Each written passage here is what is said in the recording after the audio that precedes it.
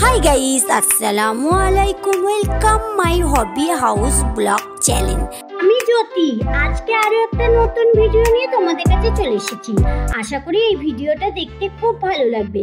ভিডিওটা পুরো দেখার জন্য অনুরোধ। আজ রবিবার, ছেলে মেয়ের স্কুল ছুটি, তাই একটু লেটে ঘুম থেকে উঠেছি। আর এই পায়রা দুটো ছেলের ছিল। ছেলে কিছুদিন লক্ষ্য করার পর পায়রা দুটোকে অন্য জায়গায় বিক্রি করে দিয়েছিল, কিন্তু পায়রা দুটো দীর্ঘদিন এইখানে থাকার পর আবার এখানে চলে এসেছি। জানো তো বন্ধুরা, কারণ এরা বুঝে গেছে যে এখানে আমাদের ভালো লাগার জায়গা। তো ছেলে তো আর লক্ষ্য করে না, আমি যখনই সকালে দরজা খুলি পায়রা দুটো চলে আসে ব্যালকনিতে খাবার জন্য। তাই পায়রা দুটোকে খাবার দিয়ে চলে এসেছি রান্নাঘরে। এখানে চা বসিয়ে দিয়েছি। সকালের নাস্তা করার জন্য এখানে একটু গোলা পিঠে করে নেব। তো ওই গোলা পিঠেকে অনেকজন অনেক কিছু রকমের বলে।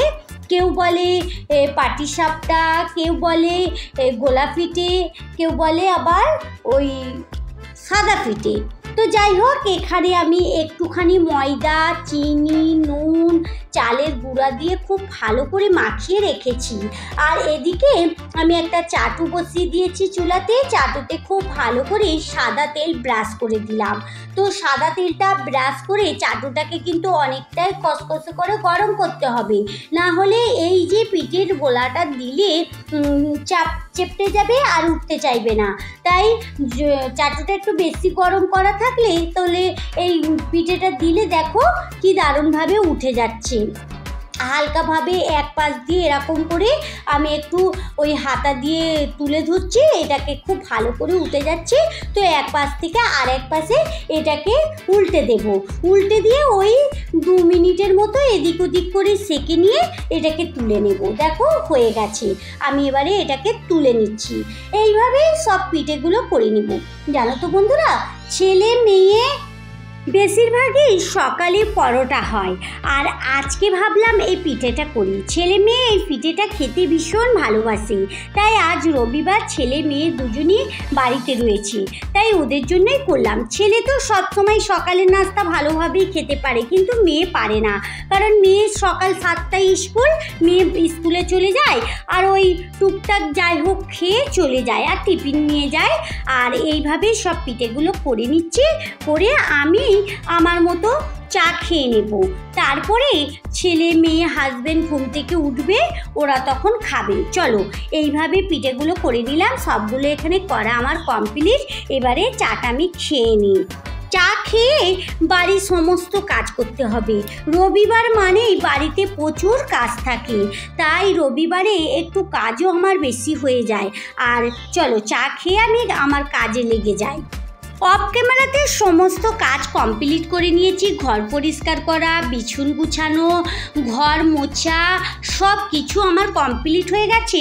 আর হাজব্যান্ড এখানে বাজার নিয়ে এসেছে। বাজার বলতে ওই সবজি বাজার আর মাছ বাজার। জানো তো বন্ধুরা, হাজব্যান্ড রবিবারেই একটু বাজার করে আনে, কারণ রবিবারটা হাজব্যান্ডেরও একটু ছুটির দিন থাকে। হাজব্যান্ড দোকানে থাকে, তো রবিবারটা একটু হালকা থাকে, তাই রবিবারেই সব রকম বাজার করে নিয়ে আসে।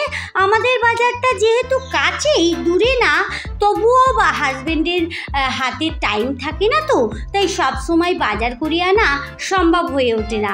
কারণ ছেলেকে স্কুলে দিয়ে আসা, মেয়েকে স্কুলে দিয়ে আসা, আবার স্কুল থেকে মেয়েকে নিয়ে আসা, ছেলে একা একাই চলে আসে আর ছেলেকে খালি রেখে আসে স্কুলে। তো যাই হোক, কোনো সময় আমাকেও যেতে হয়। আর এখানে সবগুলো বাজার নিয়ে এসেছে, আমি সবগুলো এই একটা চবড়ির মধ্যে ঢেলে নিচ্ছি। তারপরে এগুলোকে সব আলাদা আলাদা করে আমি ওই ফ্রিজে স্টোর করে রেখে দিই।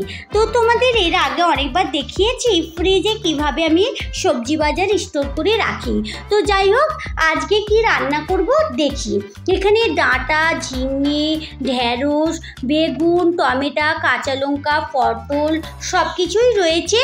তো আজকে রান্না কি করব এখনো কিছু ডিসাইড করিনি। তো যাই হোক, আগে এগুলোকে গুছিয়ে ফ্রিজে পুরে দিই, তারপরে মাছ বাজারটাও গুছিয়ে নেব। সবজি বাজার ফ্রিজে পুরে নিয়েছে অফ ক্যামেরাতে। এবারে মাছ বাজারগুলো ঢেলে এগুলোকে ওই ফ্রিজে স্টোর করে রেখে দেব। বন্ধুরা, তোমরা দেখতে পাচ্ছ হাজবেন্ডের কি মাথাটা খারাপ হয়ে গেছে? আমরা 4টে মানুষ আমাদের পরিবারের, আর এত কটা মাছের মাথা নিয়ে এসেছে। বলো মাছের মাথা এতগুলি কি হবে? তো হাজবেন্ডের সামনে একটু রাগারাগি করলাম যে এত মাথা আমি কি করব। হাজবেন্ড বলল ওই যে দোকানদার কাকু নাকি হাজবেন্ডকে সবগুলো দিয়ে দিয়েছে, বলেছে আমি তো এখন দোকান গুছিয়ে চলে যাব, আমার কাছে শুধু এই মাছের মাথাগুলোই রয়েছে, তুমি নিয়ে চলে গেলে আমার তাহলে দোকান গুছিয়ে চলে যাওয়ার সুবিধে হবে, তাই হাজবেন্ড নিয়ে চলে এসেছি। তোমরাই বলো এতগুলো মাথা কদিন ধরে খাবো। তো যাই হোক, এখানে কিছু মাছও নিয়ে এসেছি। এখানে নিয়ে এসেছে কাতলা মাছ আর চিংড়ি মাছ। চিংড়ি মাছটা মেয়ে ছেলে প্রচুর ভালোবাসে, তাই প্রায়ই হাজবেন্ড চিংড়ি মাছটা নিয়ে আসে। আর কাতলা মাছ তো নিয়ে আসে, ওটা সব সময় খেতে ভালোও লাগে।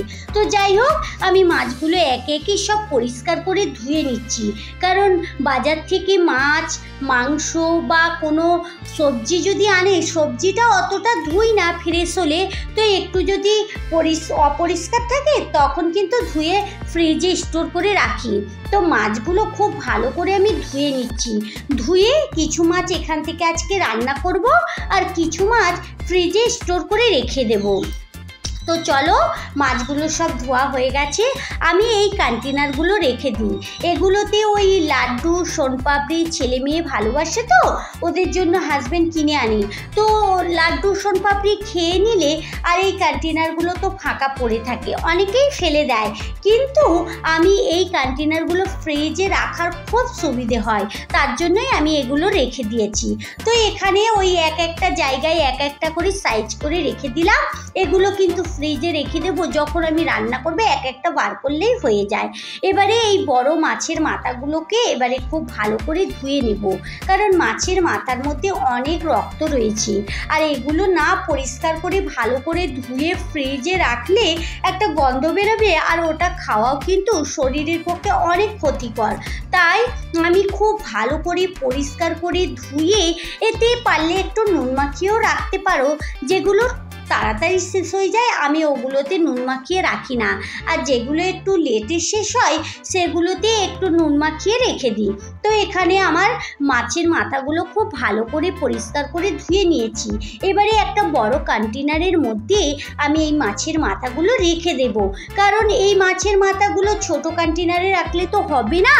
তো এখান থেকে আমি কিছু মাথা এই বড় কন্টেনারে রেখে দিচ্ছি, এটা কিছুদিন পরে আমি রান্না করব।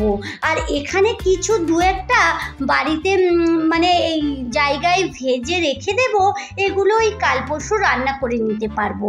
তো যাই হোক, এখানে সব মাথাগুলো এখানে দিয়ে ভালো করে আমি ঢাকনা চাপা দিয়ে ফ্রিজে স্টোর করে রেখে দিই।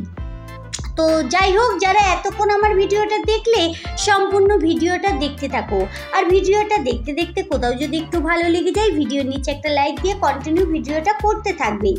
আর তোমাদের যদি ভিডিওর বিষয়ে কোনো মতামত থাকে তাহলে আমার কমেন্ট বক্সে জানাতে একদম ভুলবে না। আর তোমরা যদি আমার নতুন বন্ধু হয়ে থাকো তাহলে আমার চ্যানেলটা সাবস্ক্রাইব করে আমার সঙ্গে থাকতে পারো। যারা এই কাজটা করে রেখেছো তাদেরকে অসংখ্য ধন্যবাদ। তো ওখানে সব মাছগুলো ফ্রিজে স্টোর করে রেখে দিয়েছি। এবারে এখানে ঝিঙে, ডাঁটা, আলু, টমেটো আর এদিকে কিছু মাছ নিয়েছি, আজকে রান্না করব।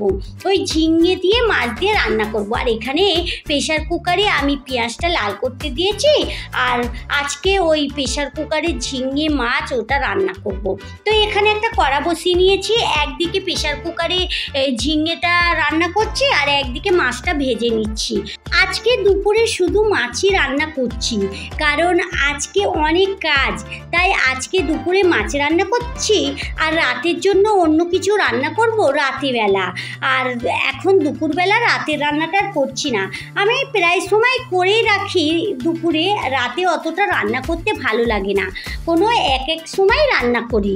তো যাই হোক, এখানে মাছগুলো একে একে দিয়ে সব ভেজে নিচ্ছি, আর ওদিকে আমার ওই ঝিঙে মাছের ঝিঙে আলুর তরকারিটা করতে দিচ্ছি। তো এখানে পেঁয়াজটা লাল করে নিয়েছি, আর ওই তেলের উপরে ঝিঙে, ডাঁটা, আলু আর কাঁচা লঙ্কা সবগুলো দিয়ে ভালো করে কষতে থাকছে। তাহলে বন্ধুরা চলো আজকের মতো ভিডিও এই পর্যন্তই। দেখা হচ্ছে নতুন কোনো ভিডিওর সঙ্গে। ভালো থেকো, সুস্থ থেকো, সাবধানে থেকো। ভালো লাগলে লাইক কমেন্ট শেয়ার করো। যারা এতক্ষণ আমার সঙ্গে থাকলে আমার ভিডিওর কোথাও যদি একটু ভালো লেগে যায় তাহলে আমার চ্যানেলটা সাবস্ক্রাইব করে সঙ্গে থাকতে পারো। যারা এই কাজটা করে রেখেছো তাদেরকে অসংখ্য ধন্যবাদ। Thank you.